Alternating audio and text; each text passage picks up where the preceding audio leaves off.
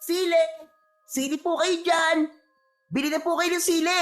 Bagong bitas lang po ito! Tamang-tama po sa inyo mga lulutuin! Pwede rin pong sausawan! Lagyan niyo po ng toyo at kalamansi! Napakasarap po! Bili na po kayo ng siling labuyo! Lapit lang po kayo mga suki! Yan! Ganyan nga ang pag-aalok ng sili, apo! Nang makuha mo ang atensyon nila! Lolo naman hindi naman po sila bumibili sa atin ng sili. Hindi nga po nila pinapansin yung sigaw ko. Masakit na nga po itong lalamunan ko. Kakaalok sa kanila. Isa pa, napapansin ko po na parang umiiwas po sila sa atin. Dati naman po kapag nakikita po nila tayo, nag-uunahan sila sa pagbili sa atin ng sili. Apo, pabayaan mo na sila. Baka naman wala lang silang pambili ng sili, kaya sila lumalayo sa atin. Hala, sige na.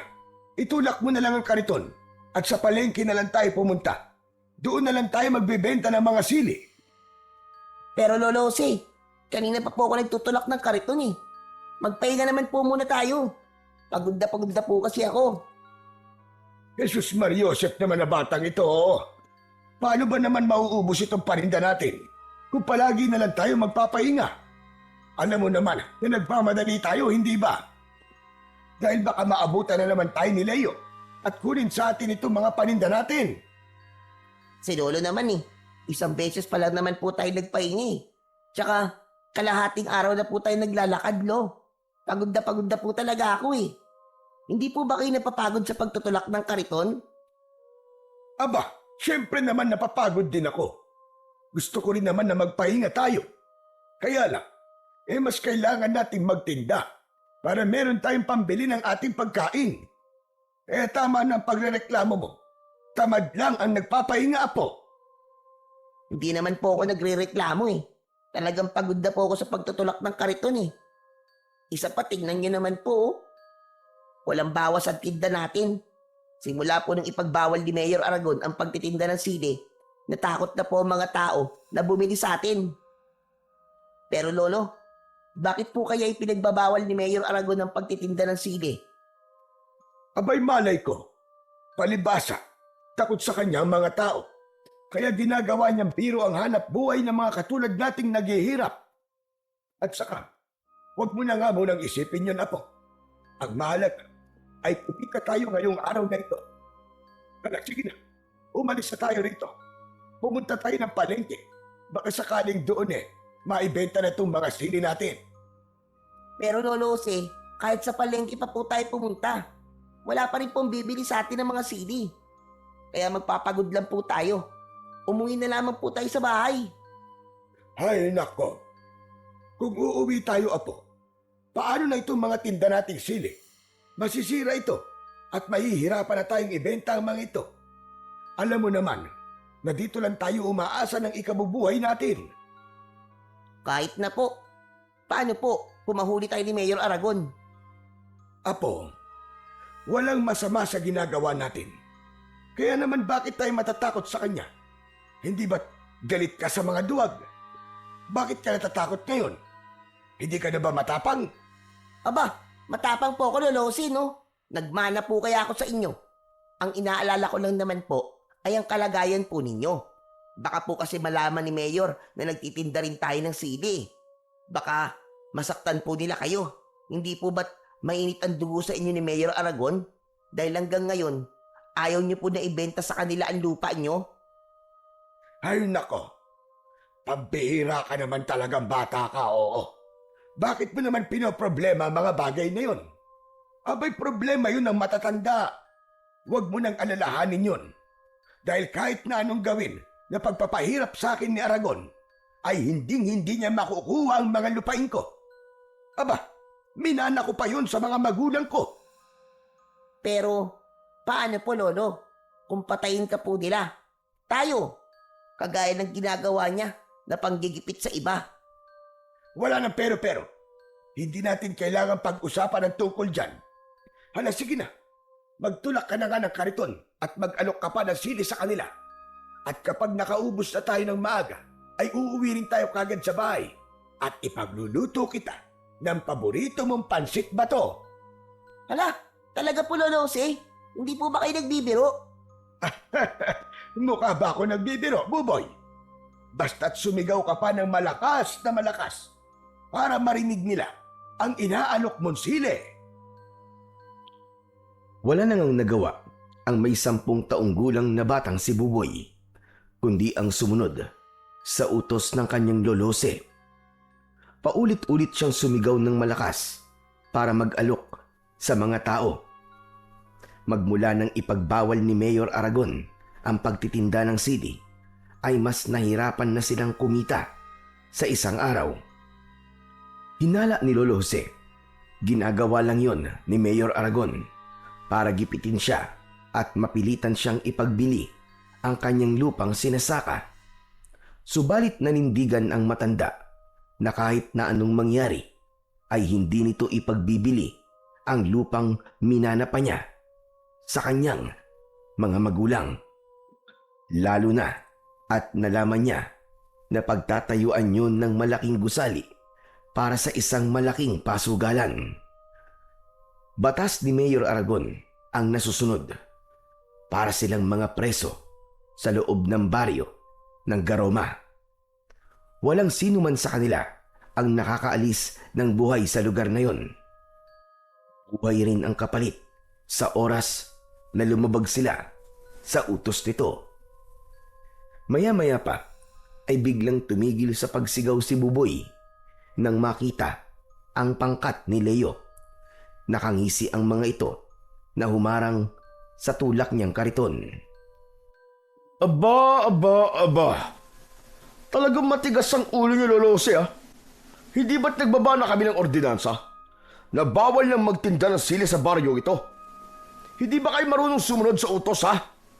O baka naman gusto niyo pang ipakaladkad ko kayo sa mga tauhan ko at ipakulong sa presinto? Ganun ba ang gusto niyo? Presinto? Presinto ba kamo? Wala nang presinto sa lugar na ito dahil kayo na ang batas dito, hindi ba?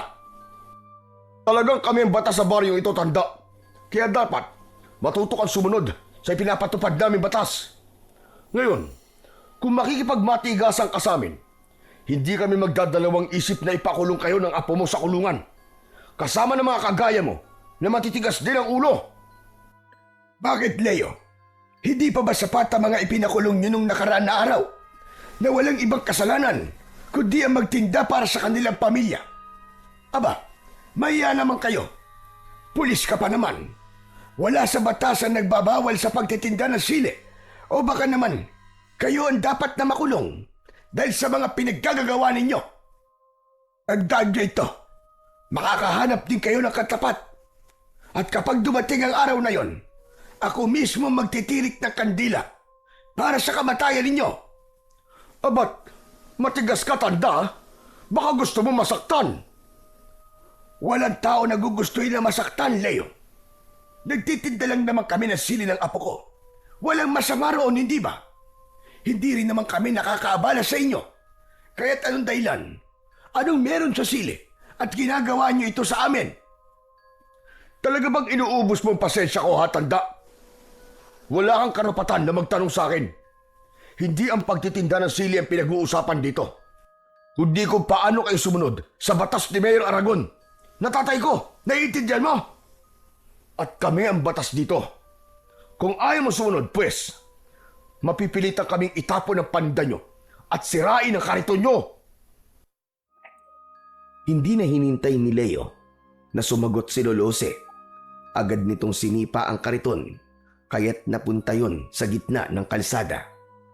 Hindi pa nasiyahan ng isa sa mga tauhan ni Leo. Bigla na lang nitong binuhat at itinaob ang kanilang kariton. Sumambulat sa kalsada ang paninda nilang mga sili.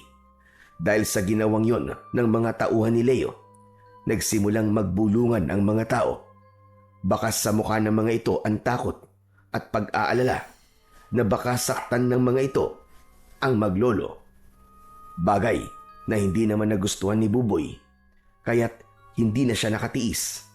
Inawat niya ang mga pulis habang nakaharang sa unahan ng nakataob na kariton. Tama na! Tigilan niyo na to! Ang sama niyo! Ang sama-sama ninyo! Wala kayong puso! Hindi kayo mga tao. Nagtatrabaho kami ng marangal. Bakit kayo tinapon ang palitan namin mga sili? Pabayaan mo na sila, Apo. Halika, tulungan mo na lamang akong damputin ang mga sili. Pero Lolo Jose, mali po ito. Pababayaan nyo na lang po ba silang gawin sa atin to? Di nyo man lang po ba ipagtatanggol ang sarili nyo? Hindi po sila ang batas sa lugar na ito. At hindi rin po nila pag-aari ang baryong ito. Kaya wala po silang karapatan na pagbawalan po tayo sa pagtitinda ng sili. Ano ka mo? Ang tigas mong manalitang bata ka. Baka gusto mong ikaw ang itaktak namin dyan sa kalsada. Huwag niyo sasaktan ang apo ko. Hindi na kami magtitinda ng sili. Maawa na kayo. Huwag niyo nang patulan ng bata. Lolo, wala po silang awa. Kaya hindi nyo po kailangan magmakaawa sa mga yan. Mga halimaw po sila, Lolo. Apo, tama na. Sige na, pulutin na natin ang mga sili. Huwag mo na silang intindihin. Ang mahalaga, hindi naman nasira ang ating kariton. Yumuko si Lolose para damputin ang mga nagkalat na sili sa kalsada. Kaya wala nang nagawa si Buboy, kundi tulungan na lamang ang matanda. Dala ng matinding awa, pumatak ang luha sa kanyang mga mata habang naririnig ang malakas na tawanan ng mga pulis na nakapalibot sa kanila. Hoy tanda, pagmasdan mo kung anong gagawin namin sa kariton nyo. Wala kasi akong tiwala na hindi na kayo magtitinda ng sili. Kaya't naisip ko, para hindi na talaga kayo makapagtinda, heto ang nararapat sa kariton nyo. Nanlaki ang mga mata ni Buboy nang paulanan ng mga ito ng bala ng baril ang kanilang kariton. Kaya't nagsitakbuhan ang mga tao dahil sa takot. Nang mga sandaling yon, ay hindi na napigilan pa ni Buboy ang kanyang sarili. Hinawakan niya ang kamay ng isa sa mga pulis ni Leo at pilit na ibinaba ang hawak nitong baril. Nilambiti na niya ang braso nito at hindi pa siya nakontento. Kinagat niya ito sa kamay. Napasigaw ng malakas ang lalaki at muntik siyang barilin. Pabalyasan itong itinulak pero muli niya itong pinigilan. Tama na po! Maawa na po kayo sa kariton namin. Nakikiusap po ako. Wala po kami ginagawa masama sa inyo. Nagtitinda lang naman po kami ng sili. Ito lang po ang hanap buhay namin kaya parang awa niyo na po. Ibaba niyo na po ang mga baril niyo. Huwag niyo po sirain ang kariton namin. Nakikiusap po ako. Pabayaan mo na sila, Apo. May karma rin ang mga taong yan. Akala ko ba kanina, ayaw mo magmakaawa sa akin si Lolose. Dahil nasabi mo wala kaming awa. Tapos ngayon, ikaw ang naririnig ko nagmamakaawa sa akin? Pambihira. Parang gusto ko pa yatang matuwa sa ginagawa mo eh. Dahil ang kariton na yan ay mahalaga sa buhay ni Lolo Jose. Kaya't nakikiusap po ako, Mang Leo. Huwag niyo na po sirain ang kariton namin. Pasensya ka na, bata. Pero wala akong awa eh.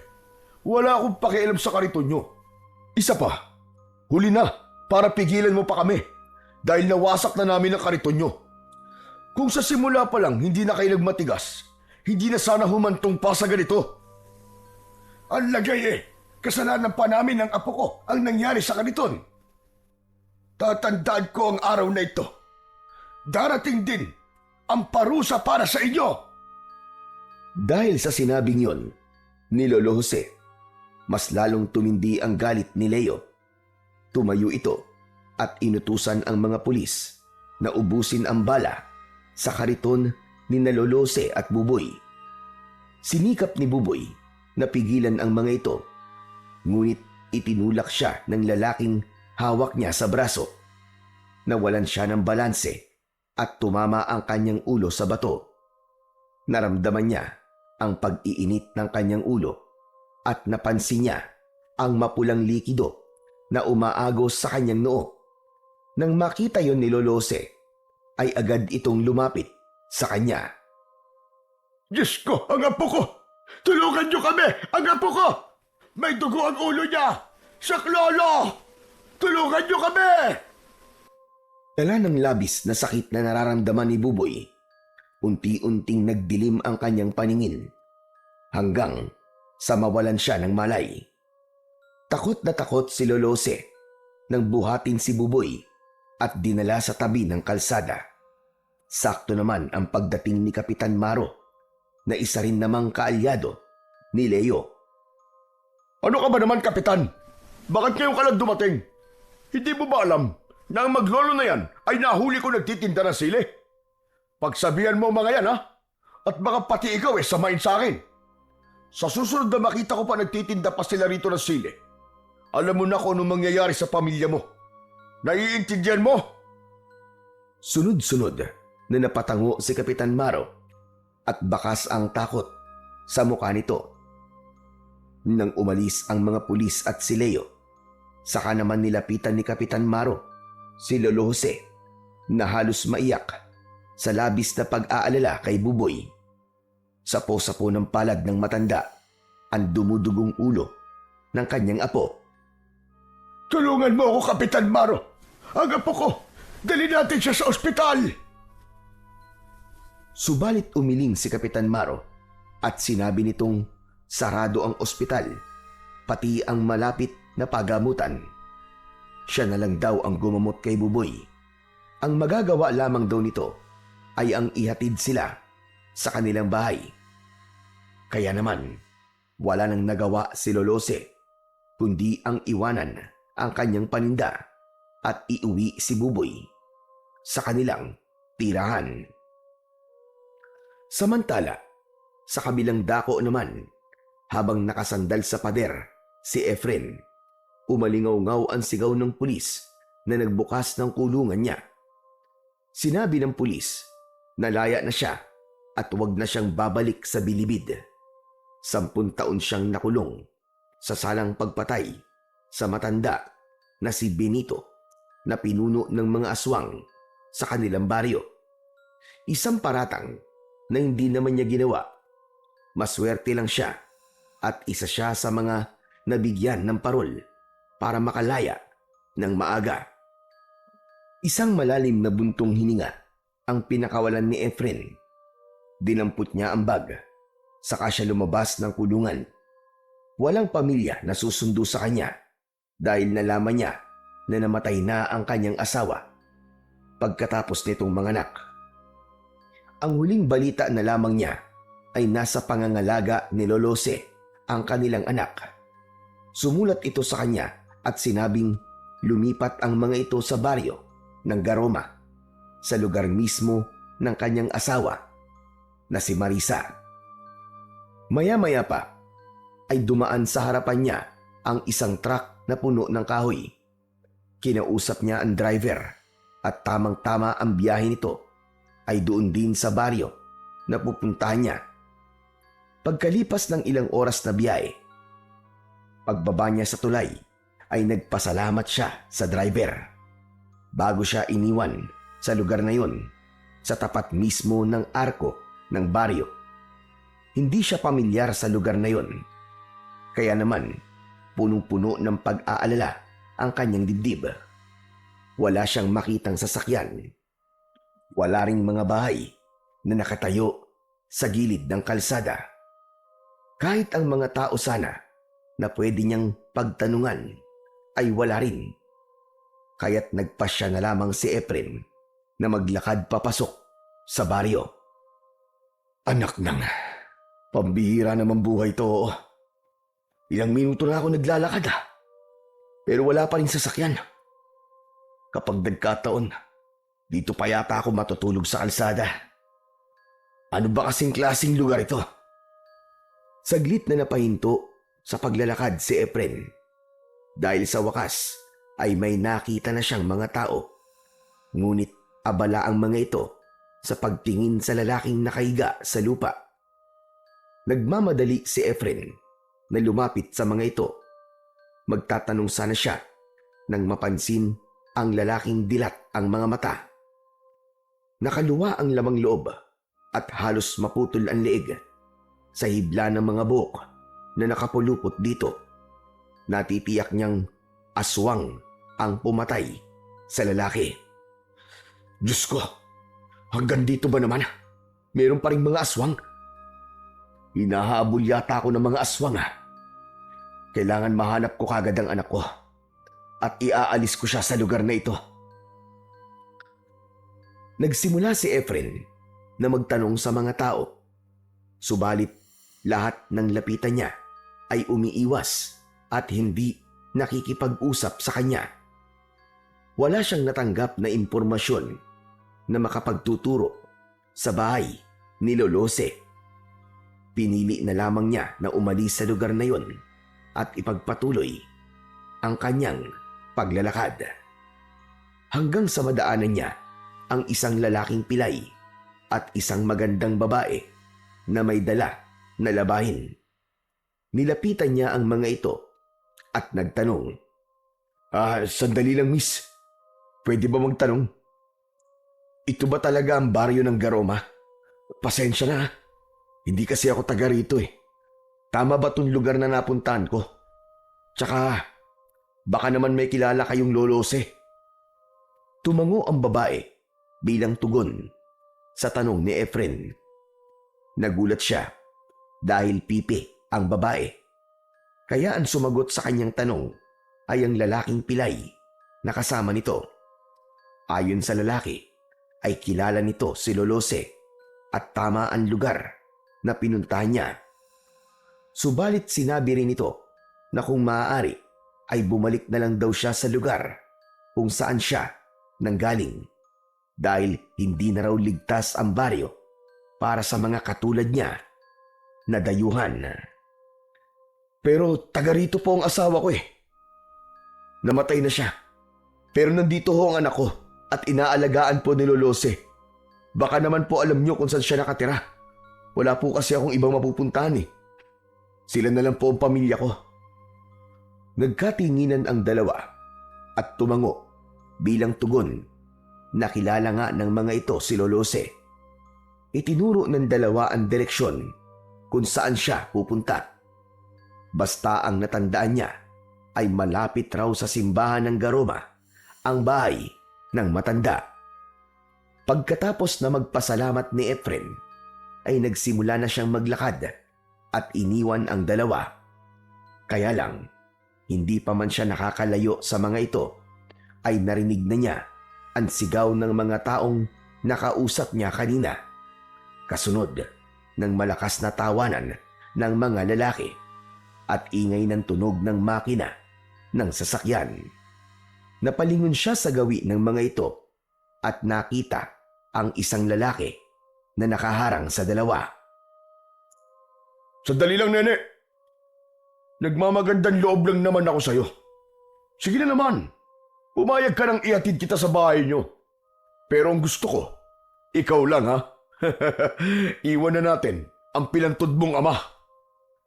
Nakita ni Efren ang pag-iling ng babae sa lalaking may mahabang buhok at may 4 na kasamang mga lalaki na nakasakay sa sasakyan na pangpulis.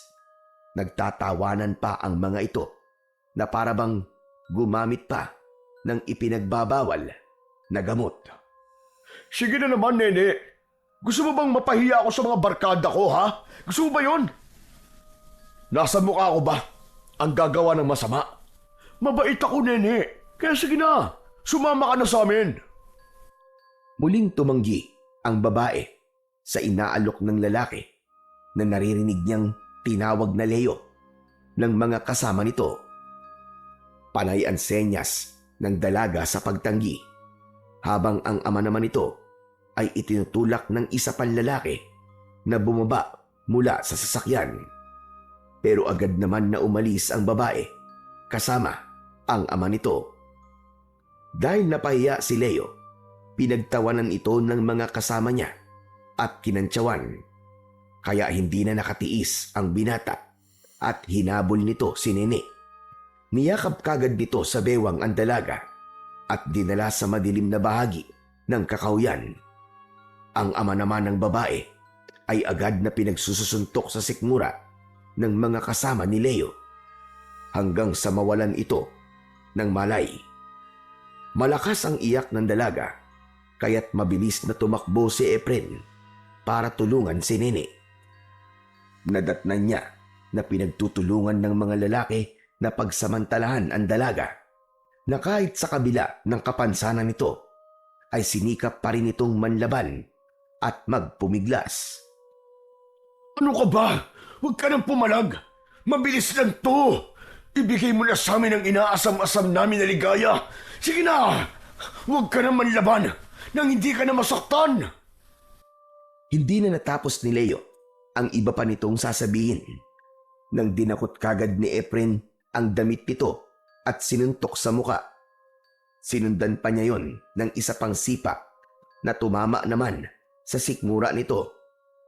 Bumagsak ito sa lupa habang namimilipit sa labis na sakit. Ang isa naman na lalaki na nakatayo ay binato ni Efren ng dala niyang bag. Tumama yun sa muka ng lalaki at bumagsak din ito sa lupa habang ang natitirang dalawang lalaki na sumugod sa kanya ay sinalubong naman niya ng tig-isang suntok sa muka. Bumagsak ang mga ito sa tabi ni Leo. Sakto yun na sinusubukan ni Leo na muling bumangon. Pero dahil nadaganan ito ng dalawang kaibigan, muli itong bumagsak sa lupa habang nagmumura. Lintik! Sino ba nakialam sa atin? Ano ba? Bumangon kayo! Sugurin nyo! Uling umatake kay Efren ang mga tauhan ni Leo. Naiwasan niya ang suntok at gumanti siya ng sipa sa muka ng mga ito. Sa muling pagbagsak ng dalawa sa lupa, sumugod si Leo sa kanyang kinaroroonan. Pero sinalubong niya ito ng isang suntok sa muka at isang sipa na tumama naman sa dibdib nito. Muli itong bumagsak sa lupa nang makita niya na hindi agad makakabangon ang mga ito. Sa kanya binalingan ang dalaga na umiiyak habang nakahiga sa damuhan. Inalalayan niya itong tumayo at inilayo sa mga lalaki. Sa sobrang galing ni Efren sa pakikipaglaban ay walang nagawa ang pangkat ni Leo. Sinubukan pa ni Leo na bumangon at dumukot ng liyabe sa bulsa. Pero wala itong nagawa sa bilis ng paa ni Efren. Halos pasadsad sa lupa na muling bumagsak si Leo. Tumalsik ang liyabe nito at hindi kagad nakabangon. Huhugot sana ito ng baril pero maagang nasipa ni Efren ang kamay nito. Naagaw niya yon at itinutok sa muka ni Leo. Sige, subukan mo. Isang maling kilos mo lang. Sambulat ang ulo mong hayop ka. Nakita ni Efren na dahan-dahan na rin na bumubunot ng baril ang mga kaibigan nito. Pero agad na nagpaputok ng baril si Efren. Tumama yun sa lupa sa pagitan ng hita ng isang lalaki. Kaya nahinto ang pagtatangka nitong lumaban. Isang pagkakamali nyo lang. Katapusan na maliligayang araw nyo, mga jablong buwang. Tignan ko lang kung magamit nyo pa yung mga kargada nyo kapag sinubukan nyo pang gumalaw. Sige, subukan nyo! Dahil sa bantang yun ni Efren, bumakas ang takot sa mukha ni Leo na natututukan niya ng baril sa mukha. Anak ng tutsa, oh! Ibaba nyo mga baril nyo!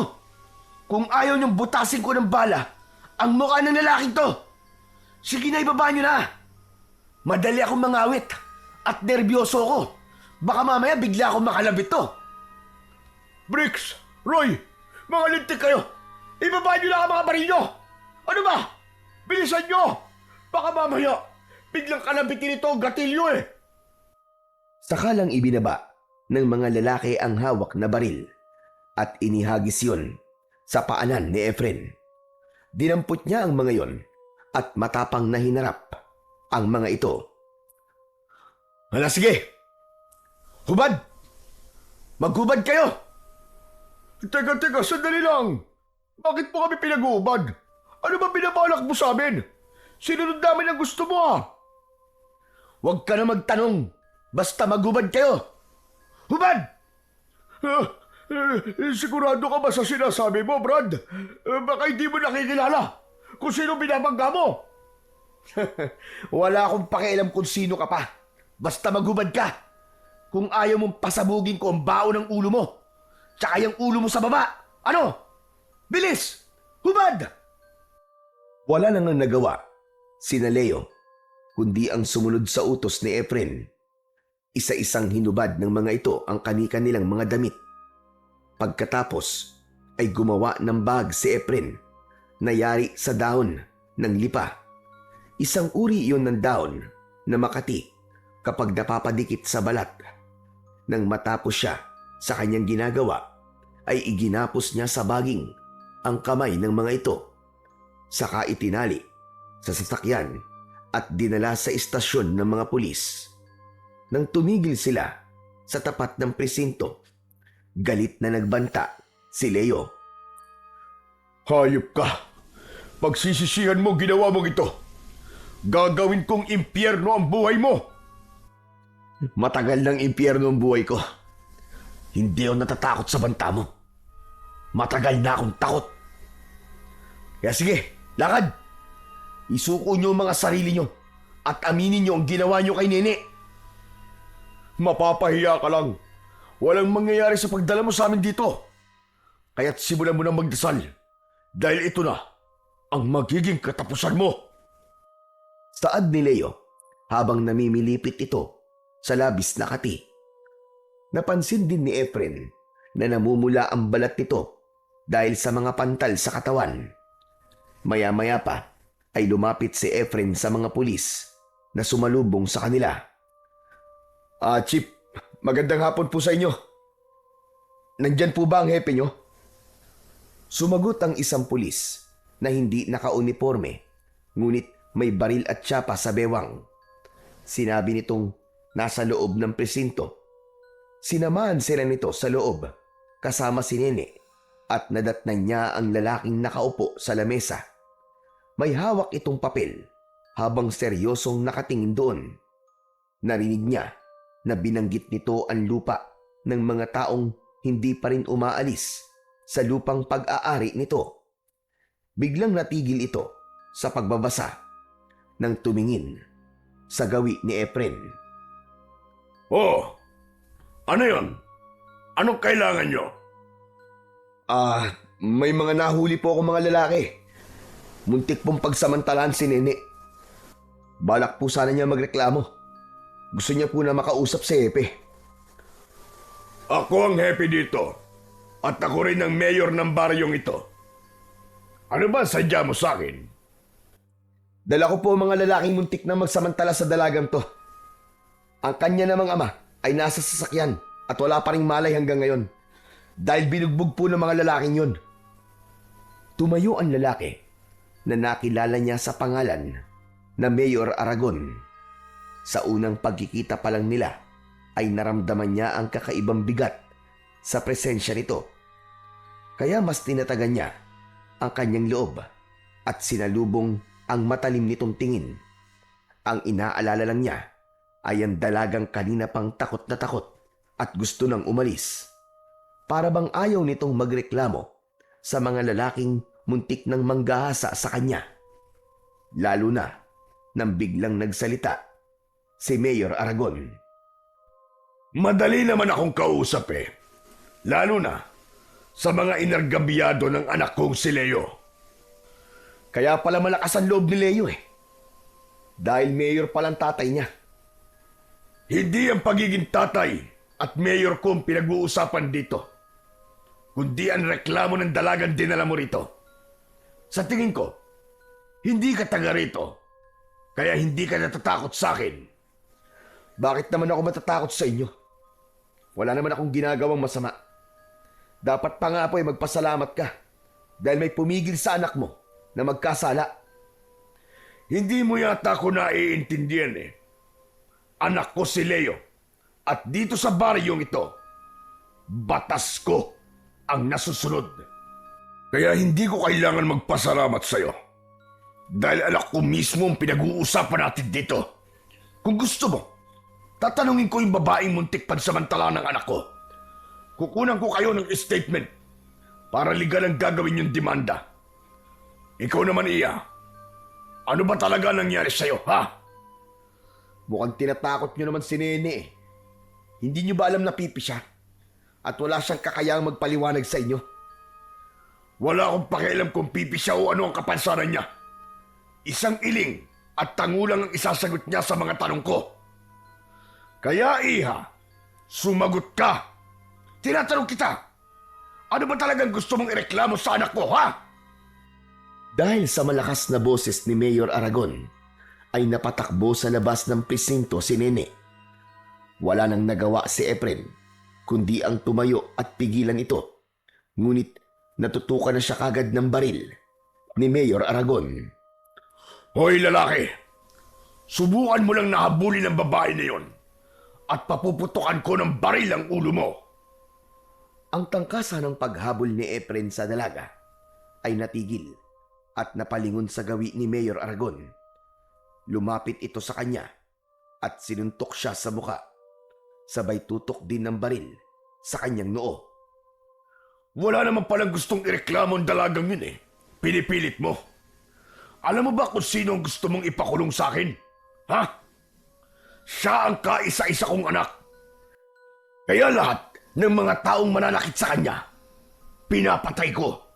Gusto kong itatak sa isip mo na walang makakatalo sa akin, lalo na sa batas na ipinapatupad ko. Nagkakaintindihan ba tayo? May katapusan din ang pagiging mayor mo. Matapang ka lang dahil nasa posisyon ka at may hawak ang baril. Pero isinusumpa ko na magbabayad kayo sa lahat ng kasamaan ninyo. Huwag kang masyadong matapang dahil nandito ka sa teritoryo ko. Wala kang lugar dito, kaya mabuti pa, umalis ka na sa baryong ito. Mayor, kung saan ako nakatayo, yun ang teritoryo ko. Ano ka mo? Matigas ka, ha? Kung ganun, ako mismo magpapatapon sa'yo sa labas ng baryong ito. Hala, sige, lakad! Ibabalik kita sa pinanggalingan mo! 2 palo ng baril sa ulo ang naramdaman ni Efren. Halos manlabo ang kanyang paningin nang isakay siya sa sasakyan na pag-aari ni Mayor Aragon. Pagkalipas ng kalahating oras ay narating nila ang dulo ng tulay. Saka pabalya siyang itinulak sa labas ng arko ng baryo. Ibinato sa kanya ang dala niyang malaking bag, kasunod ng pagduro nito sa kanyang muka. Hindi ako nakikipaglokohan, lalo na sa mga estranghero na kagaya mo. Magpasalamat ka at mabait pa ako. Binibigyan kita ng pagkakataon na umalis sa baryong ito. Pagkatapos ng ginawa mo sa anak ko, doon pa lang sana sa presinto, pinatay na kita. May kasalanan ng anak mo, kaya ako siya sinaktan. Ako, ano bang kasalanan ko? Para ganituhin niyo ako. Malaki ang kasalanan mo dahil sinaktan mo ang anak ko si Leo. Kung saan ka man nanggaling, bumalik ka na sa lugar mo at huwag ka nang babalik dito.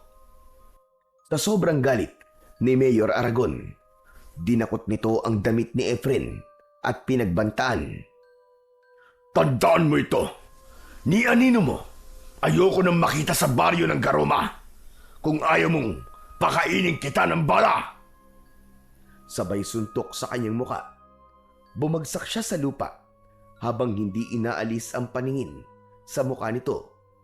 Akma na sanang tatayo si Efren, pero muli siya nitong tinutukan ng baril sa noo. Huwag mo nang subukan lumaban dahil mapapadali lang lalo ang buhay mo. Hindi ko na uulitin ang sinabi ko sa iyo kanina.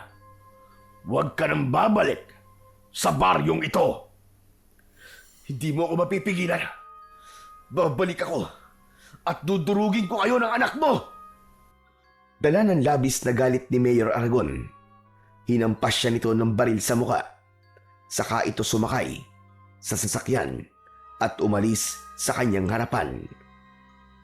Bumangon si Efren at tumayo habang pinupunasan ang dugo sa kanyang labi. Hindi niya inaalis ang kanyang paningin sa papalayong sasakyan ng mga ito. Dinampot niya ang kanyang bag sa lupa, saka isinukbit sa kanyang balikat. Hindi siya umalis. Sa halip, bumalik siya sa baryo ng Garoma. At dahil nilakad lamang niya ang kalsada, naabutan na siya ng pagdilim sa daan. Tanging ang liwanag lang ng buwan ang nagsisilbi niyang tanglaw sa dinaraanan niya. Maya-maya pa ay bigla siyang nakarinig ng tunog ng pag-angil. Sa unahan yun ng daan. Ganun na lamang ang panlalaki ng kanyang mga mata nang makita ang isang nilalang na nakaupo na nakatalikod sa kanya. Lumulutang ang buhok habang abala ito sa paglantak sa katawan ng isang babae. Kitang-kita niya ang pagkikisay ng paa ng biktima. Mabilis niyang dinukot ang bote ng langis na may dinikdik na sili sa kanyang bulsa. Nilapitan niya ito at agad na binuhusan. Nagulat ito at napatayo na humarap sa kanya habang umuusok ang katawan. Yan ang nararapat sa'yo, halimaw ka!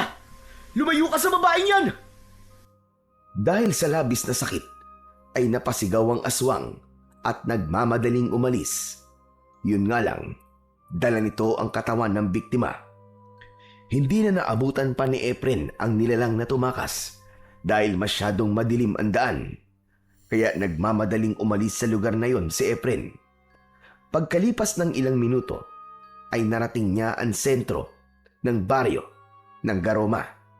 Nakita niya na marami pa rin tao sa daan, kaya hindi siya nahirapan na magtanong kung nasaan ang bahay ni Lolose. Ngunit nabigo siyang makatanggap ng maayos na sagot sa mga ito. Kaya sa uli, sa simbahan siya pansamantalang nakituloy at nagpalipas ng gabi. Samantala, sa bahay naman ni Lolose ay nagising si Buboy. Bumangon siya at hinawakan ang ulo na may benda. Inilinga niya ang kanyang paningin sa paligid. Napansin niyang madilim na sa labas. Maya-maya pa, bumukas ang pinto. Pumasok si Lolose na may dalang pagkain. Buboy, Apo! Mabuti naman at gising ka na. Kumusta na ang pakiramdam mo, Apo? Ayos na po ako, Lolose. Medyo masakit lang po ang ulo ko. Ano po bang nangyari? Ayun, nawalan ka ng malay kanina. Mabuti na lamang at mababaw lang ang sugat mo sa ulo. Pasensya na po kayo, Lolose, ha? Oh, bakit ka naman humihingi ng pasensya? Kasi po, hindi ko kayo naipagtanggol kanina eh. Tapos, yun nga, nawalan pa po ako ng malay. Nakakahiya po sa inyo. Dahil pakiramdam ko po, naging mahina po ako sa harap ng maraming tao. Siguro po, ang tingin nila sa akin ngayon eh, isang duwag. Ay nako, Diyos ko naman ang batang ito. Sino ba nagsabi sa'yo na isa kang duwag? Hindi mo ba alam na natakot si Leo kanina? Kaya ayon, nagmamadali silang umalis. Ano? Totoo po? Natakot po sila sa akin kanina? Oo, kaya huwag ka nang malungkot, Apo. O heto, kumain ka na. Ipinagluto kita ng paborito mong pansit bato. Biglang nawala ang mga alalahanin sa isip ni Buboy nang makita ang umuusok na pansit, habang si Lolo Jose naman ay tahimik na nakatingin sa bata. Pagkalipas ng ilang sandali ay biglang narinig ng matanda ang boses ng lalaki na nagtatawag sa labas. Nagpaalam sa kanya si Lolose at hinarap nito ang tao sa labas. Mula sa loob ng silid ni Buboy ay dinig niya ang pinag-uusapan ng mga ito. Naghatid ito ng masamang balita na pinatay raw ang mag-asawang abogado. Natagpuan daw ang lalaki sa gilid ng kalsada. Wakwak ang tiyan. Nagkalat ang laman loob sa paligid at nasasakal ng mahabang buhok sa leeg. Habang ang babae naman ay hindi pa raw natatagpuan dahil sa dugo na nagkalat sa lupa. Kaya naman natitiyak na raw ng mga tao na patay na rin ito. Napakuyom ang kamay ni Buboy nang marinig ang sinabi ng lalaki kay Lolose at bumakas ang galit sa kanyang muka.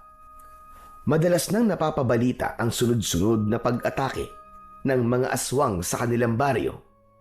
Hinala ng lahat ng mga tao na kagagawan daw yun ni Mayor Aragon na may alagang mga aswang para patayin ang lahat ng kumakalaban dito. Dahil doon, hindi na napigilan ng matanda ang labis na galit. Mga demonyo! Demonyo talaga! Talagang sagad na sa buto kasamaan ng hayop na mayor na yan. Tipunin mo mga kasama natin bukas. Kailangan na natin pagplanuhan ng maigi ang pagpapatalsik sa alkalde na yan. Bago pa nila tayo maubos, kailangan mapatay na rin natin ang mga alagad niyang aswang. Narinig ni Buboy ang pagtugon ng lalaking kausap ni Lolose. Nagpaalam na ito sa matanda, kasunod ng yabag ng paa, papalapit sa kanyang kwarto. Maya-maya pa ay pumasok ito sa loob. Wala na nag-iisang tagapagtanggol natin, Apo. Pinatay na kagabi ng mga aswang. Diyos ko, nag-aalala ko na baka isang araw ako naman ang guluhin ng mga aswang na yun. Ipagbili ko na lang kaya ang lupain ko, Apo. Huwag po, Lolosi. Ito na lang po natitirang alaala nyo sa mga magulang nyo, di po ba? Ipaglaban nyo po ang karapatan nyo. Huwag po kayo matakot sa kanila. Hindi naman ako natatakot sa kanila. Nag-aalala lang ako sa kaligtasan mo. Huwag niyo po akong alalahanin. Naniniwala po ako na walang mangyayaring masama sa akin, Lolo. Kaya po natin to. Ang pagpupulong niyo bukas at hanggat kaya niyo pong lumaban, lumaban po kayo. Isang malalim na buntong hininga ang pinakawalan ni Lolose. Sabay sulyap sa isang tungkod na may talim sa dulo. Nakasabit yon sa dingding, nagawa sa sawali. Matagal nang nakikita ni Buboy ang tungkod na yon sa dingding, katabi ng lumang salakot na gawa sa abaka. Hindi niya alam kung bakit sa tuwing nag-aalala si Lolose ay madalas niya itong nakikitang nakatingin sa sandatang yon. Lolose, sa inyo po ba ang tungkod na may talim po sa dulo? Hindi sa akin ang tungkod na yan, Apo. Pag-aari yan ng isang dating manunugis ng mga aswang na iniligtas ko sa kamatayan. Alam mo bang, mahusay rin siyang magtanim at magtinda ng sili. Magaling din siyang makipag-usap sa mga tao. Sayang lang, at nakulong siya. Kung nandito lang sana siya, may makakatapat na ang mga aswang at si Aragon. Kung ganun po, matapang po pala ang manunugis na yun, Lolose. Bakit naman po siya nakulong? Ano pong kasalanan niya? Inako niya ang kasalanan ng iba. Siya ang naabutan ng mga pulis. Bumalik kasi sa dating anyong aswang na yon. Kaya inakala ng mga pulis na tao ang pinatay ng manunugis. Kung ganun po, nakakulong pa rin po siya hanggang ngayon. Tama ka, Apo. Ay nako, huwag na nga natin pag-usapan ang tungkol sa kanya. Nalulungkot kasi ako kapag naaalala siya. O siya, sige na. Matulog ka na. At maaga pa tayong pupunta sa simbahan bukas. Mag-aalay tayo ng dasal sa 10 taon na pagkamatay ng nanay mo. Hala, muntik ko na po makalimutan. Kaya nga, magpahinga ka na at matutulog na rin ako. Napapailing na umalis si Lolose sa loob ng kanyang silid. Isinara nito ang pinto, saka nagpahinga sa kwarto nito. Habang si Buboy naman ay muling nahiga at ipinikit ang mga mata hanggang siya ay makatulog. Kinabukasan ay maagang nagising ang maglolo. Umalis sila at tinahak ang daan papunta sa simbahan. Samantala, sa simbahan naman ay nagising si Efren nang marinig niya ang pagsisimula ng misa.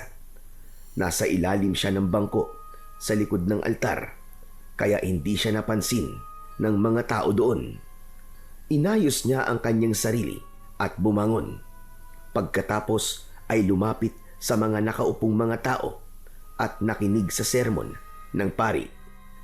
Inilinga niya ang kanyang paningin at bigla niyang nakita si Mayor Aragon kasama ang anak nito na si Leo. Nakaupo ang mga yon sa likod na bahagi ng simbahan, nakayuko na parabang mga banal. Nakuyom niya ang kanyang kamao at maingat na lumabas ng simbahan. Humantong siya sa tirikan ng kandila kung saan ay nakita niyang may isang bata at matandang lalaki na nakatayong patalikod sa kanya. Nakayuko ang ulo ng mga ito habang nakaharap sa nakasinding kandila. Biglang sumagi sa isip ni Efren na yun ang araw ng kamatayan ni Marisa, kaya naisip niya na ipagtirik ng kandila ang asawa. Ale, pabili nga po ng kandila, isa lang ho. Ito po ang bayad ko. Ibinigay sa kanya ng babae ang kandila at tumabi siya sa dalawang nakatayo. Balak niya rin na magtanong sa mga ito tungkol kay Lolose. Kaya pagkatapos niyang sindihan ang kandila, ay humarap siya sa mga ito. Tatang, pwede po ba magtanong? May kilala po ba kayong Lolose ang pangalan? Napaawang ang bibig ni Lolose nang matitigan nito ang lalaki. Bumundol ang kaba sa kanyang dibdib. Hindi siya maaaring magkamali. Si Efren ang nasa harapan niya. Si Efren naman ay agad na nakilala ang matanda. Ang reaksyon nila ay napansin ng batang si Buboy. Sa tingin niya ay matagal nang magkakilala ang dalawa. Efren? Aba, Efren, ikaw na ba yan? Opo, ako po si Efren. Kahapon ko pa po kayo hinahanap, Lolose. Teka, Lolose. Sino po siya? Kilala niyo po ba siya? Dati ko siyang kaibigan, Buboy. Halika, Efren. Sa bahay na tayo mag-usap. Naunang maglakad ang matanda. Habang sina Buboy at Efren naman ay matagal na nagkatitigan. Parang may kung anong lungkot ang nakita ni Buboy sa mga mata ng lalaking kaharap.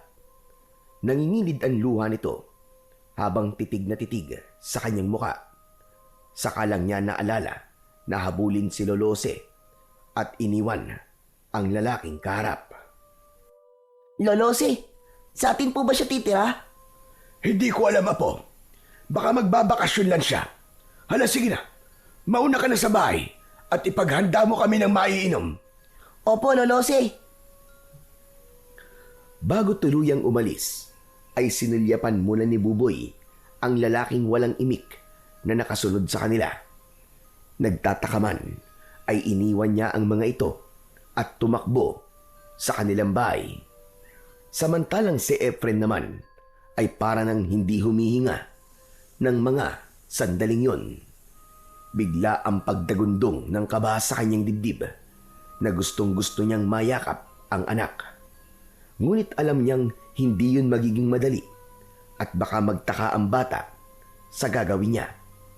Pagdating nila sa loob ng bakuran ng bahay ng matanda, dumiretso sila sa upuan sa ilalim ng puno. Pambihira! Nagulat ako sa pagdating mo at muntik pa kitang hindi makilala. Hindi ko alam na lumaya ka na pala. Kalalabas ko lang po ng kulungan kahapon. At dito po kagad ako nagpunta. Nandito ka ba para bawiin sa akin si Buboy? Opo. Sana po. Hindi na ako magpapaligoy-ligoy pa. Napamahal na sa akin si Buboy at hindi ko alam kung paano ko ipagtatapat sa kanya ang tungkol sa iyo. Alam ko naman po yun. Pero sa tingin ko po, ay kailangan ko na pong ilayo ang anak ko sa lugar na to. Hindi yun magiging madali, Efren. Walang sino man ang nakakalabas dito ng buhay. Dahil bantay sarado ito ni Mayor Aragon. Lahat ng magtatangkad tumakas sa baryong ito ay ipinapapatay niya. Hindi nila maaaring gawin yun, Lolose. Subalit, yun na ang patakaran dito, Efren. Kaya hindi nagawang umalis ni Marisa sa lugar na ito. Ang asawa ko po. Paano po pala siya namatay? Natagpuan namin siya sa loob ng bahay niya na wala ng buhay. Mabuti na lang at ang mga oras na yon ay dinala ko si Buboy sa albularyo dahil nagkasakit ito. Kaya hindi siya nadamay. Pero batay sa itsura ng katawan ni Marisa, marahil ay isang aswang nakubot ang pumatay sa kanya dahil sa mahabang hibla ng buhok na nakapulupot sa kanyang leg. Bukod pa roon, wakwak din ang kanyang tiyan at nawawala ang puso. Mga hayop talaga sila. Pagbabayarin ko ang aswang na pumatay kay Marisa. Isinusumpa ko. Efren, marami ng pinatay ang aswang. Kailangan namin ng kagaya mo para mabigyan mo rin ng hustisya ang nangyari sa asawa mo. Nakahanda po akong tumulong, Lolose. Nag-aalala lang po ako para kay Buboy. Baka malaman niya ang nangyari sa kanyang ina. Kaya nga, hanggang ngayon ay hindi ako nagkikwento tungkol kay Marisa. Pero hindi magtatagal, malalaman at malalaman niya rin ang tungkol sa nangyari sa kanyang ina. Mas mabuti po na kung wala muna siyang malalaman tungkol sa nangyari kay Marisa. Hindi niya pa po maiintindihan ng lahat. Masyado pa siyang bata. Habang nag-uusap, sina Lolo Jose at Efren ay nakasilip naman sa bintana si Buboy. Dala ang 2 baso ng kape na iaabot niya sana sa mga ito. Kaya lang ay nakita niyang seryoso ang pinag-uusapan ng dalawa. Hindi kaya siya ang kaibigan ni Lolo Jose? Siya kaya ang nagmamay-ari ng tungkod na may talim sa dulo? Naku, kapag nagkataon, meron na magtatanggol sa amin ni Lolo Jose. Kung ganun, matapang pala siya. Bumakas ang tuwa at pag-asa sa mukha ni Buboy nang maisip niya ang bagay na yon. Maya-maya pa ay ibinalik niya muna ang tasa sa loob ng kanilang kusina at hinayaan niyang mag-usap ang mga ito sa labas. Samantala, hindi naman mapakali si Efren nang marinig ang sinabi ni Lolose. Kung namatay ang asawa ko sa lugar na to, hayaan niyo po ako manatili sa bahay niyo. Paano ang plano mong pagkuha sa anak mo? Saka ko na po iisipin yun. Ang mahalaga sa ngayon, mabigyan ko ng hustisya ang nangyari sa asawa ko. Lolose, ipakilala niyo po ako sa anak ko bilang kaibigan niyo. Mananatili mo ng lihim ang pagkatao ko sa kanya. Sige, ikaw ang bahala. Pero sikapin mo muna na hindi mahalata ng mga kalaban ng totoong pakay mo sa pananatili mo sa baryong ito. Huwag po kayong mag-alala. Hanggat kaya ko, ay hindi ako lilikha ng gulo. Gagawin ko ang lahat para hindi kayo mapahamak. Lalong-lalo na po ang anak ko. Mabuti naman kung ganon. Ano na ang plano mo ngayon, Efren? Magtitinda po ako ng sili. Tutal, yun naman po ang dati kong hanap buhay. Habang ginagawa ko po yun, magmamatsyag ako sa mga tao sa baryo. Pero ipinagbabawal ng mga Aragon ang pagtitinda ng sili dito. Paraan nila yun para gipitin ako sa lupa at mapilitan akong ipagbili ito. Nakita mo ba na may benda ang ulo ni Buboy? Nakuha niya yon habang nagtitinda kami ng sili ng anak mo. Tauhan ni Leo ang may gawa nun sa kanya. Pati anak ko pinatulan nila. Anak ng teteng. Humanda talaga sila. Hindi magtatagal. Malapit ko ng putulin ang mga sungay nila. Dahil sa ginawa nila sa anak ko. Mas lalo ko silang gagalitin. Pero baka mapahamak naman lalo ang apo ko. Magtiwala po kay Lolose. Ako na po ang bahalang gumawa ng paraan. Isang plano ang nabuo sa isip ni Efren at lihim na sumulyap sa bintana ng bahay ng matanda. Alam niya na kanina ay nakasilip doon si Buboy. Hindi rin niya sinabi kay Lolose na una niyang nakaharap si Leo, kaya natitiyak niyang kaya niyang labanan ang mga ito. Bukod pa roon, hindi alam ng matanda na habang nakakulong siya ay may isang matandang salamangkero ang nagturo sa kanya ng karunungang itim na nagbibigay bisa sa lason ng kahit nanong bagay na gamitin niya sa ritual. At naisip niya na sili ang gamitin niyang lason sa mga aswang. Ang kailangan lang niya ay maibenta ang mga sili sa mga tao bilang bahagi ng pagsasagawa niya ng ritual. Magagawa niya lang yon sa tulong ni Buboy dahil kabisado na nito ang lugar. Ang mabuti pa, pumasok na tayo sa loob ng bahay para naman makapagpahinga ka na. Naunang pumasok sa loob ng bahay, si Lolose. Saka sumunod si Efren. Bumungad sa kanya ang loob ng bahay. Nakita niya ang larawan ni Marisa. Muling bumakas ang galit sa mukha ni Efren nang maalala ang kwento ni Lolose tungkol sa nangyari sa kanyang asawa. Samantala, mula naman sa loob ng silid ni Buboy ay dinig na dinig niya ang yabag ng mga paa ng mga ito. Papasok sa loob ng kanyang silid. Nakita niya ang dalawa na nakatayo sa pintuan.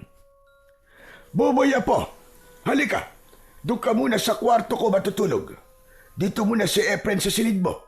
Sige na, dalin mo na ang mga gamit mo doon. Ang ibig niyo po sabihin, Lolose, dito na po titira si Kuya Efren? Parang may kutsilyong tumusok sa puso ni Efren nang marinig niya ang sinabi ng kanyang anak na si Buboy. Hindi ako magtatagal dito. May kailangan lang akong gawin. Siya nga pala. Gusto mo bang sumama sa akin sa pagtitinda ng mga sili? Nag-aalalang napatingin si Buboy sa mukha ni Lolose na seryoso rin na nakatingin sa kanya.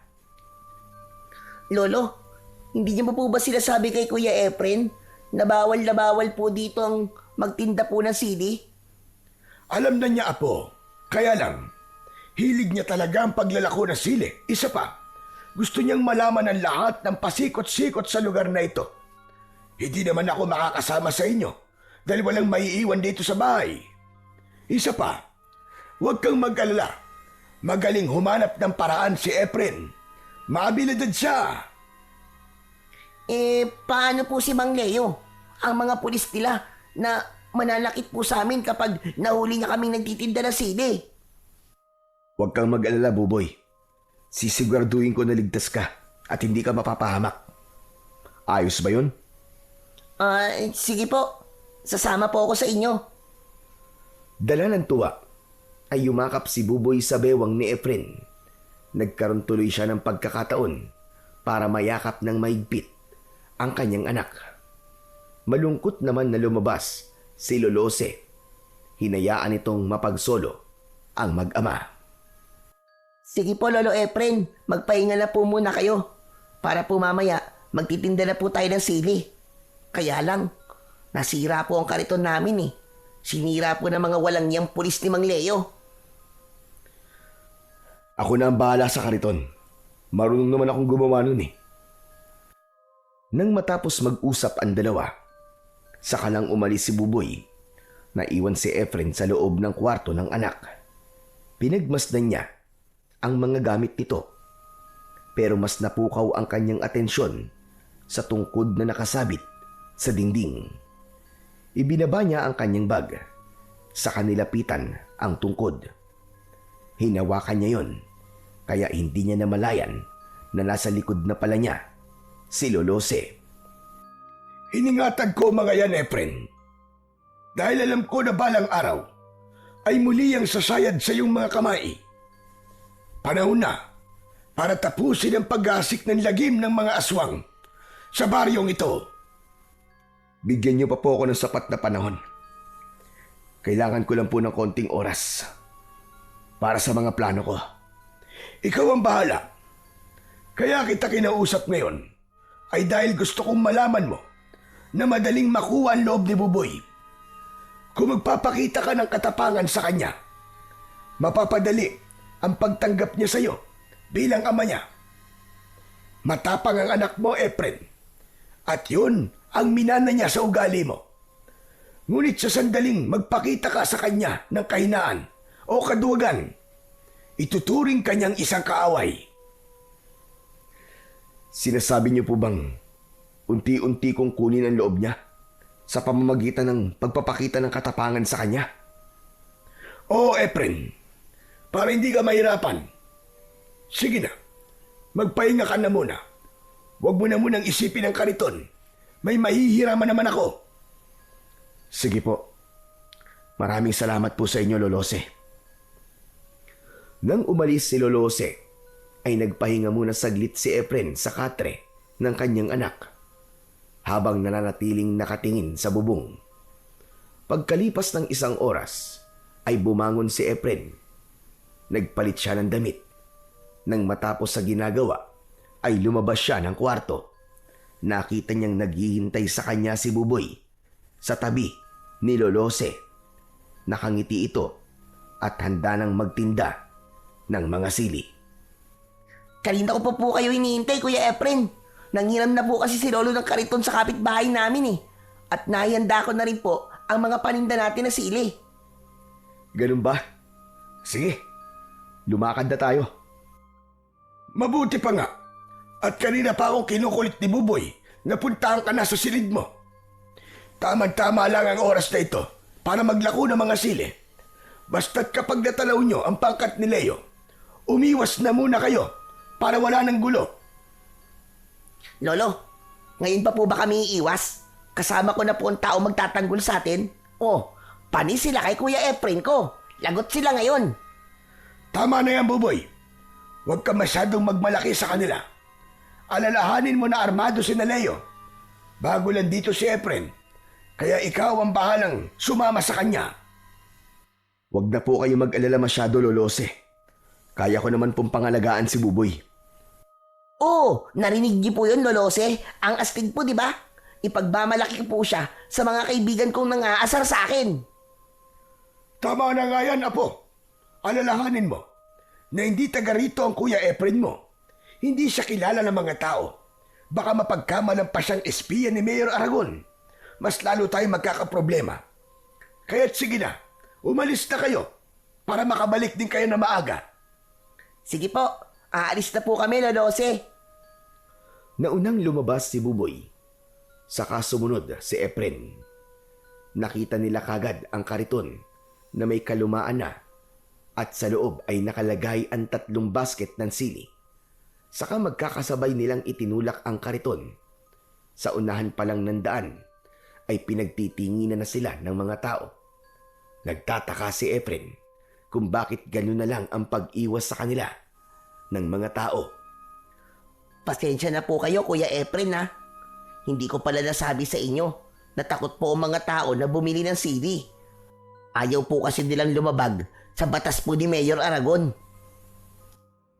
Hindi maaari. Kailangan mapilitan sila na bumili sa atin ng sili. Kahit 5 tao lang na magbibigay ng barya kapalit ng sili. Bakit po natin sila pipilitin, Kuya Efren? Ano po bang gagawin niyo po sa barya? Sa ako na lang sasagutin ang mga tanong mo, Buboy. Sa ngayon, magtiwala ka lang sa akin. Sige na, maglako na tayo ng sili. Alokin mo silang lahat. Agad naman na sumunod sa utos ni Efren si Buboy.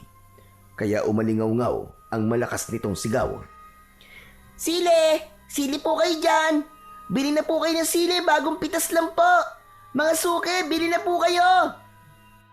Paulit-ulit na sumigaw si Buboy, ngunit patuloy rin na lumalayo ang mga tao sa kanila.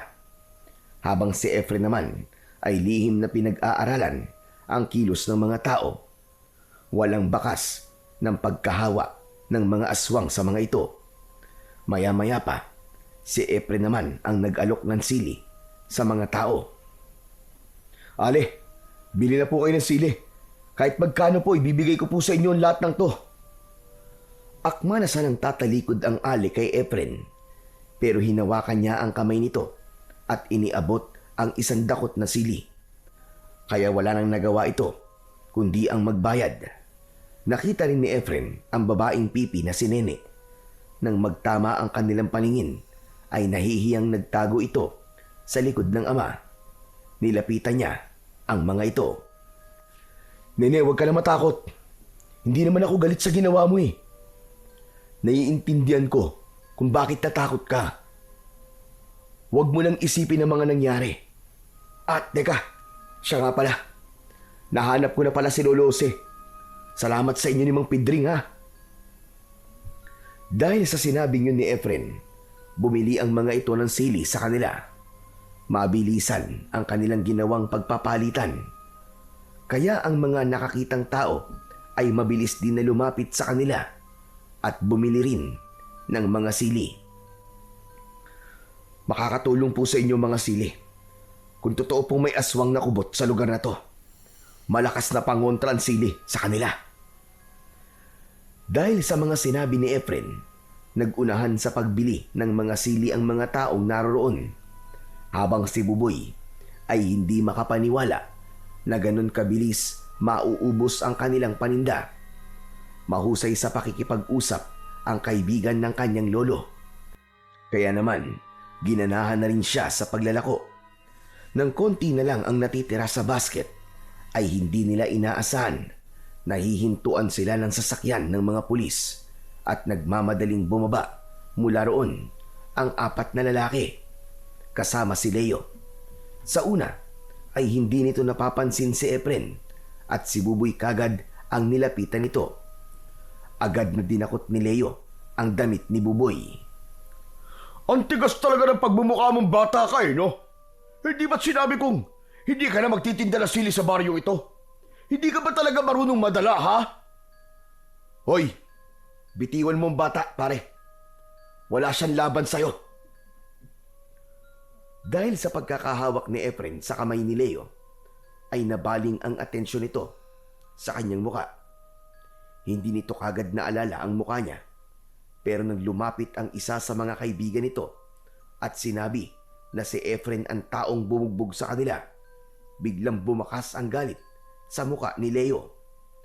Kaya nalaman ni Buboy na talaga palang matapang si Efren.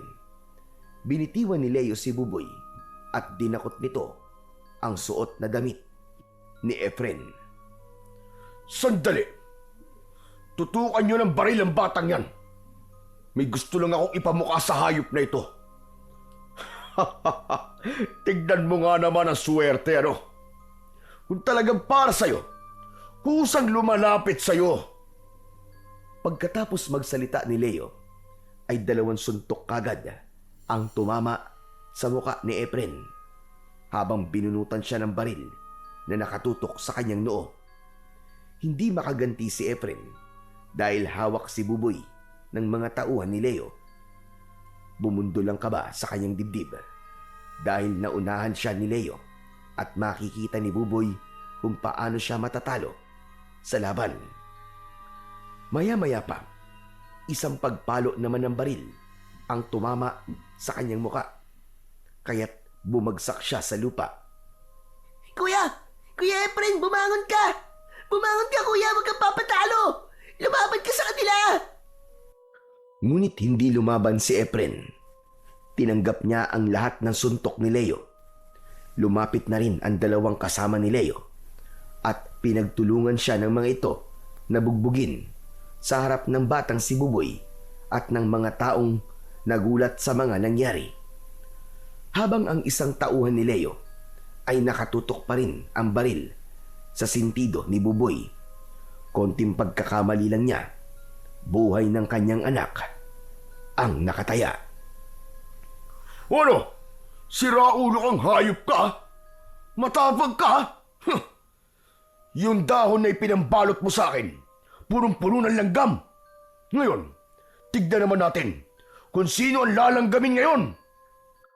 Isang suntok sa dibdib ang tumama kay Efren. Ganon din ang ginawa sa kanya ng iba pa nitong mga kasama.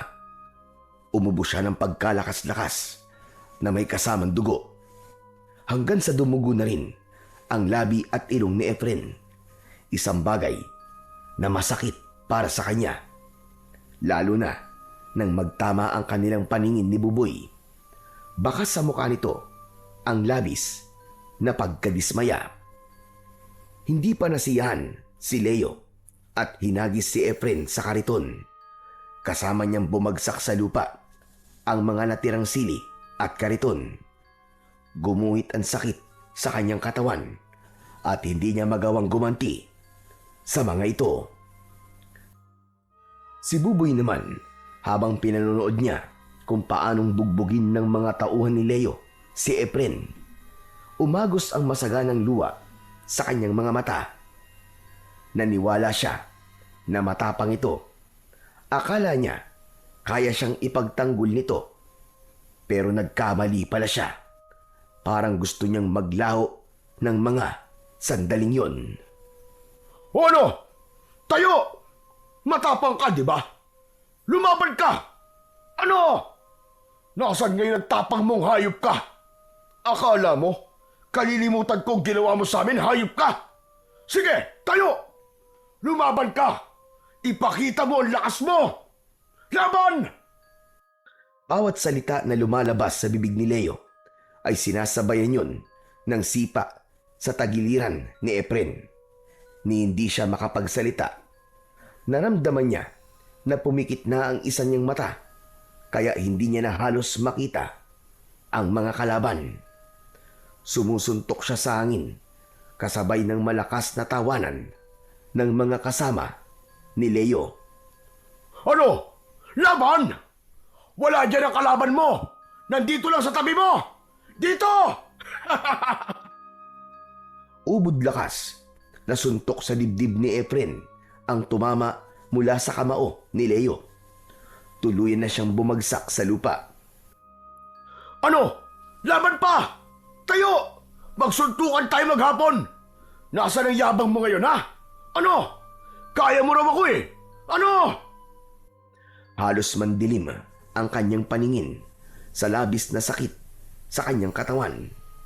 Hindi pa nakontento ang mga ito at hinampas pa siya ng baril sa likod. Kaya wala na siyang ibang paraan kundi palihim na usalin ang isang orasyon na magpoprotekta sa kanyang katawan. Kaya nang akma na sanang papaluin siya ng baril sa ulo, biglang nanigas ang kamay ng lalaking papalo sana ng baril sa kanya. May kung anong malakas na puwersang hindi nakikita na pumipigil sa kamay ng lalaki, kaya't bumagsak ito sa lupa. Inakala naman ni Leo na wala nang malay si Efren, kaya't iniwan siya nito na nakahiga sa lupa. Narinig na lamang niya ay ang malakas na pagharurot ng sasakyan ng mga ito papalayo sa kanya. Dala ng matinding awa ni Nene at Mang Pidring, inalalayan siya ng mga ito na tumayo. Sa pagkakataong yun, nakita niya si Buboy na ayaw lumapit sa kanya. Buboy! Buboy! Duwag! Duwag ka! Duwag! Habang sinasambit yun ni Buboy, ay papalayo ito ng papalayo sa kanya. Iniwan siya nito sa gitna ng kalsada. Para bang dinurog ang puso ni Efren nang marinig ang sinabi ng anak na duwag ang tingin sa kanya. Dahil sa labis na sama ng loob ni Buboy, mabilis niyang tinahak ang daan pabalik sa kanilang bahay. Nadatnan niya si Lolose na naglilinis ng kanilang bahay at bakuran.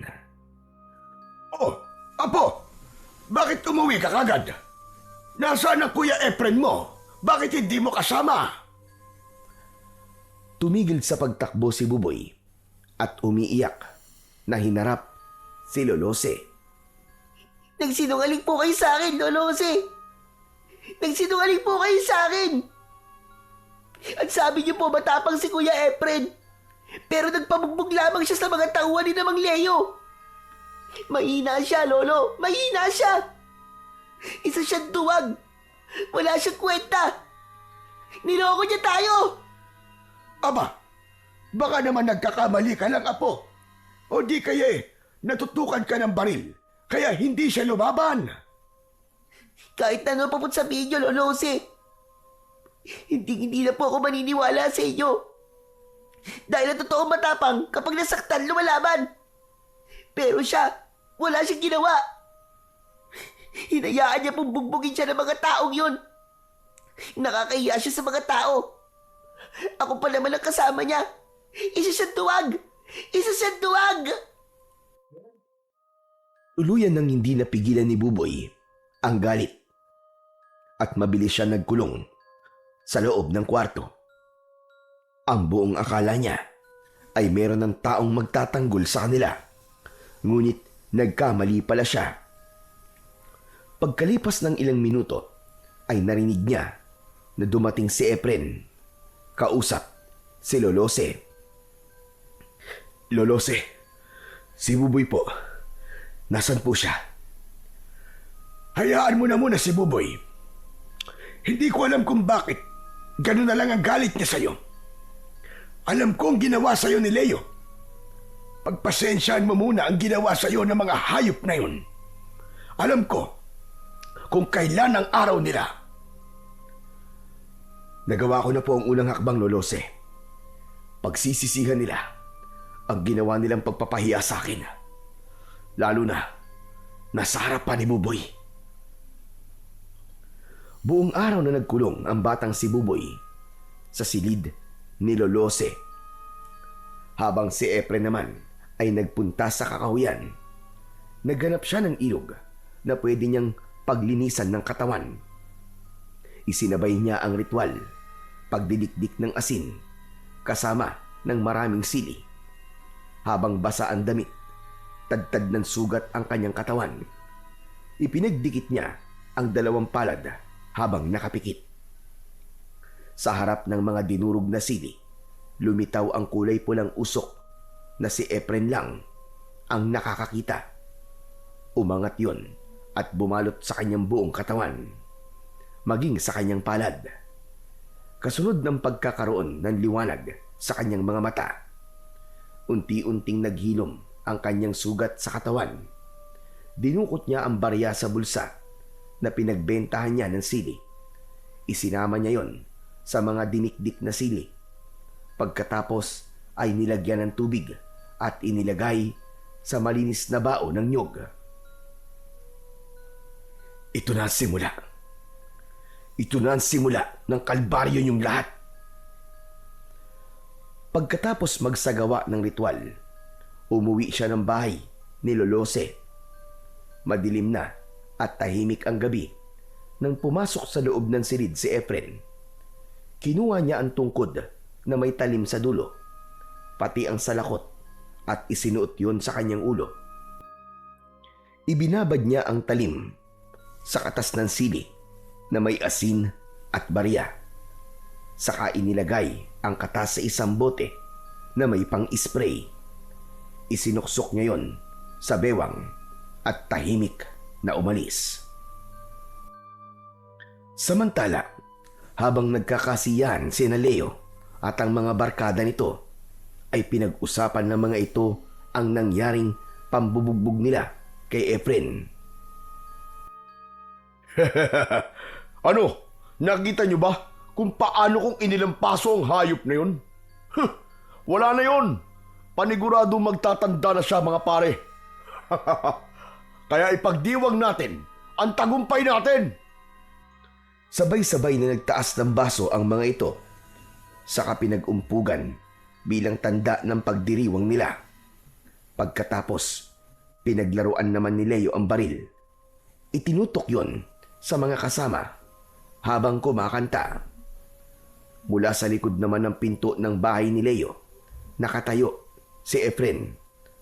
Kumakatok siya sa bahay nito. Pinagbuksan siya ng tauhan nito. Ngunit bago pa ito makalapit sa kanya, itinarak niya kagad ang talim ng tungkod sa tiyan nito. Nasunog ang katawan ng lalaki sa kanyang harapan. Anak ng teteng, mga diablong buang. Sinasabi ko na nga ba't mga aswang kayo eh. Kaya malalakas ang loob yung pagharian ng baryong to. Pues, bilang na ang mga oras nyo. Humanda kayo ngayon sa akin. Mabilis na pumasok sa loob ng bahay si Efren. Pagkatapos ay inatake ang mga tauhan ni Leo gamit ang kanyang sandata. Walang kaalam-alam ang magkakaibigan na naubos na ni Efren ang mga nagbabantay sa labas. Maya-maya pa ay lumabas ang isang lalaki. Natatandaan niya na ito ang pumalo ng baril sa kanyang likod. Nagkatamaan sila ng paningin. Mula sa kanyang harapan ay biglang nagbago ang anyo nito. Naging isang kubot at ginamit nito ang humahabang buhok para umatake sa kanya. Sinalubong niya yun ng spray sa muka ng dinikdik na sili at asin. Sumabog bigla ang katawan nito at lumipad ang alipato ng naaabo nitong katawan.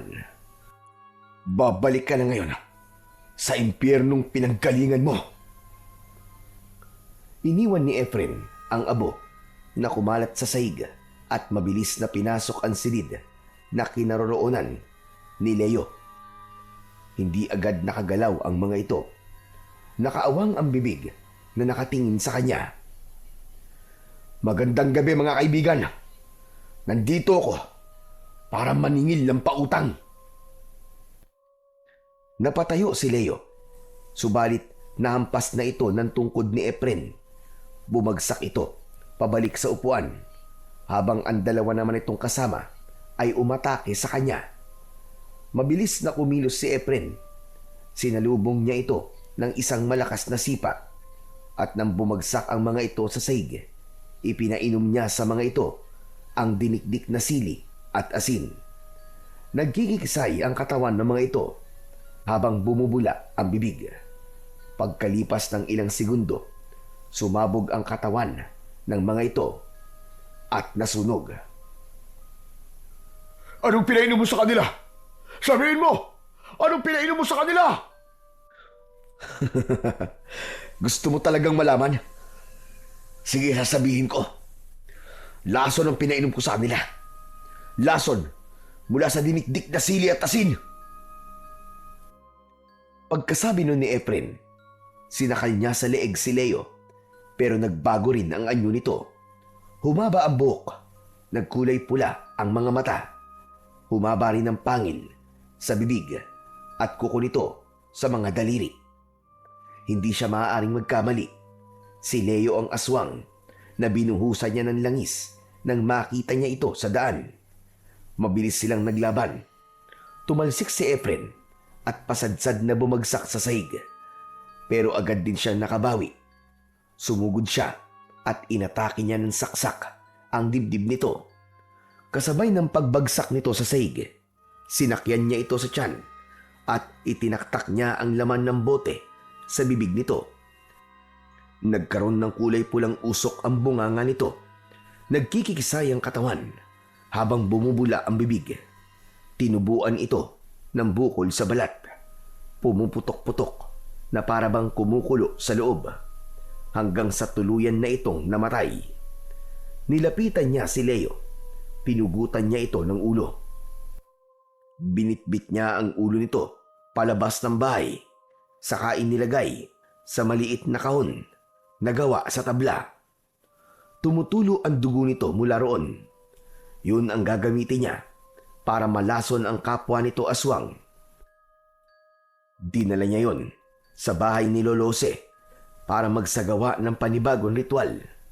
Iniwan niya muna ang pugot na ulo sa ilalim ng hagdanan dahil balak niya munang makita ang anak bago siya muling umalis. Susugod na sana siya sa bahay ni Mayor Aragon. Ngunit isinasabit pa lang niya ang tungkod sa dingding nang marinig niya ang boses ni Buboy sa kanyang likuran. Tay? Napalingon si Efren. Nagpalipat-lipat ang tingin niya kina Lolose at Buboy na nasa loob ng kanyang silid. Naluluhang niyakap siya ni Buboy. Punong-puno ng kasabikan na niyakap din niya ng maigpit ang kanyang anak. Habang nasa ganong sitwasyon sila, ipinaliwanag ng matanda ang nangyari kung paanong nalaman ni Buboy na siya ang ama nito. Nang mawala sa paningin ko ang tungkod na may talim sa dulo, patinaan sa lakot mo, tuluyan ang gumaan ng kalooban ko. At sa labis na kaligayahan ko, hindi ko natiis na hindi ipagtapat kay Buboy na ikaw ang tunay niyang ama. Ipinagtapat ko na rin sa kanya ang nangyari sa kanyang ina. Tay, patawarin niyo po sana ako ha. Patawad po. Kung nagalit po ako sa inyo. Hindi anak, wala kang kasalanan. Ako ang nagkulang sa'yo.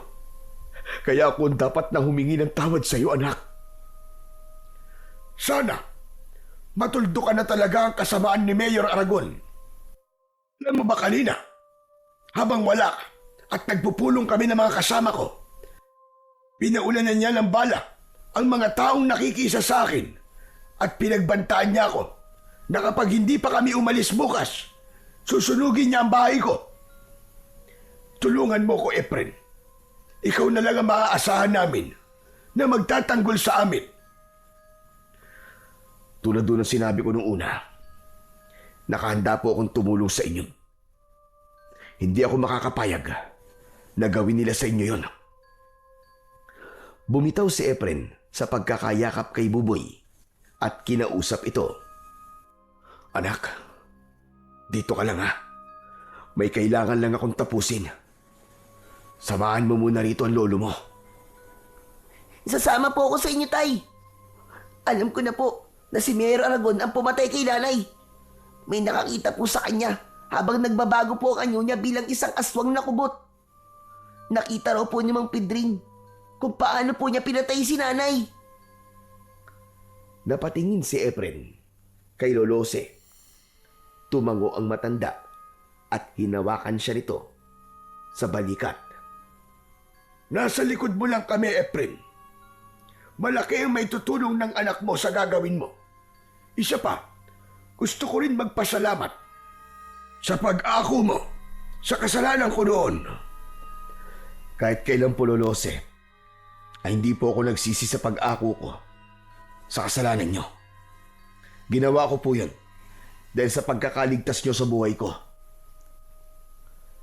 Gulat na napaangat ng paningin si Buboy nang marinig ang sinabi ni Lolo Jose sa tatay niyang si Efren.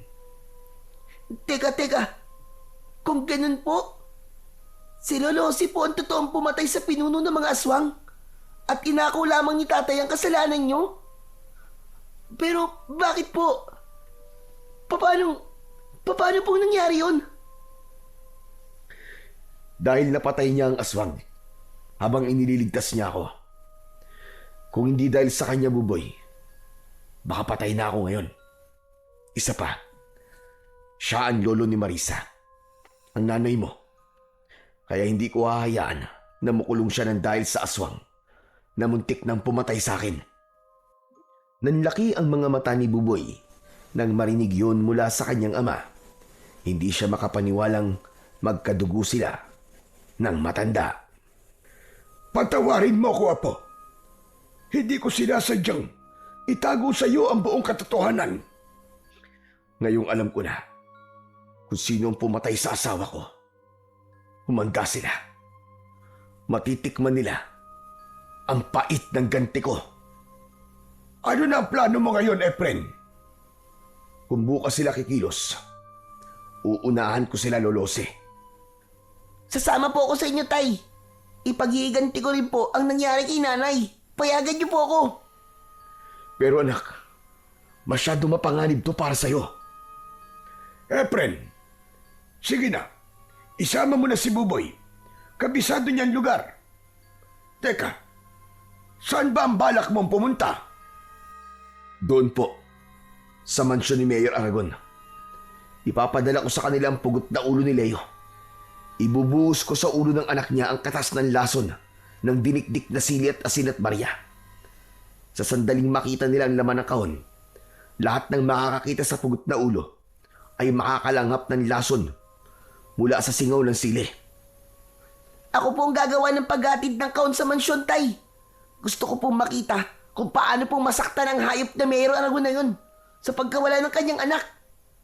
Nang maranasan naman niya ang sakit na naranasan ko nang malaman kong ginawa niya sa nanay ko. Tama si Buboy Efren. Malaki ang may tutulong ni Buboy sa paglusob natin sa mansyon nila.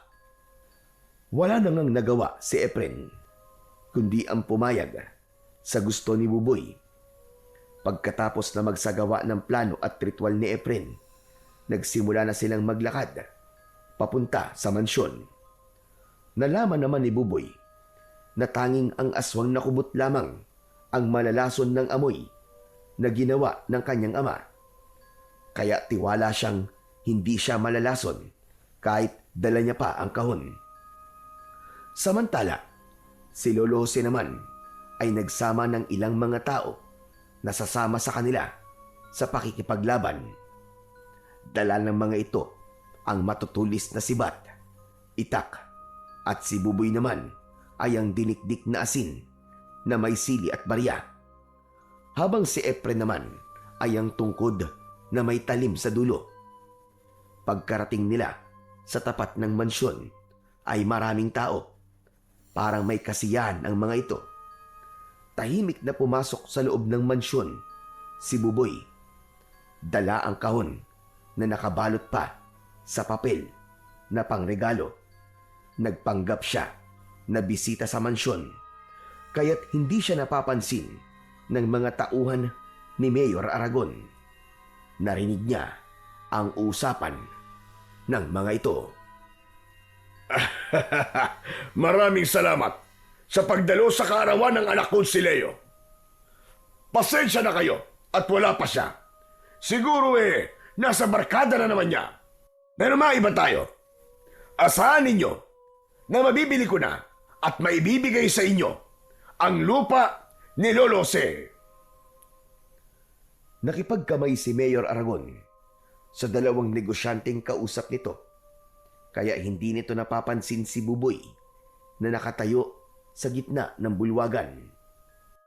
Hindi niyo makukuha ang lupa ni Lolo Jose. Kaya kalimutan niyo na ang ipinangako sa inyo ni Mayor Aragon. Teka, paano ka nakapasok dito? Ilabas ang batang ito! Sandali lang. Mayor Aragon, nagdala kasi ako ng regalo para sa inyo. Isang munting handog na kabayaran sa pagpatay niyo sa nanay ko. Inihagis ni Buboy ang kahon kay Mayor Aragon at nasambot nito ang kahon. Nagtataka na pinaikot-ikot ang bagay na yon at mabilis na binuksan. Pagbukas ay tumambad kagad sa paningin ni Mayor Aragon ang pugot na ulo ng anak. Kasabay ng sigaw nito, nagbago bigla ang anyo ni Mayor Aragon kasama ng lahat ng mga tao sa loob ng bulwagan. Naging isang aswang nakubot ang mga ito at kumalat ang buhay na buhok na tangkang umatake sa nakatayong si Buboy. Ngunit huli na ang lahat. Nalanghap na ng mga ito ang amoy ng sili, kaya isa-isang tumumba ang mga tauhan nito habang bumubula ang bibig. Nagkikikisay ang katawan at agad na nasunog. Hayop ka! Magbabayad kang bata ka! Sino pumatay sa anak ko? Ako! Ako ang pumatay sa anak mo! Anak ka ng teteng! Pinatay mo ang asawa ko si Marisa. Kulang pang kabayaran ng buhay ng anak mo sa buhay ng asawa ko! Kung ganun, papatayin ko kayong lahat kasama ang batang yan! Tumakbo papalapit kay Buboy ang aswang na si Mayor Aragon. Ngunit biglang humarang si Efren. Itinarak niya ang talim ng tungkod sa dibdib mismo ng aswang. Habang si Buboy naman ay lumapit din kay Mayor Aragon. Inispray niya ang katas ng sili sa mukha nito, habang si Efren naman ay paulit-ulit na sinaksak ang dibdib ng alkalde.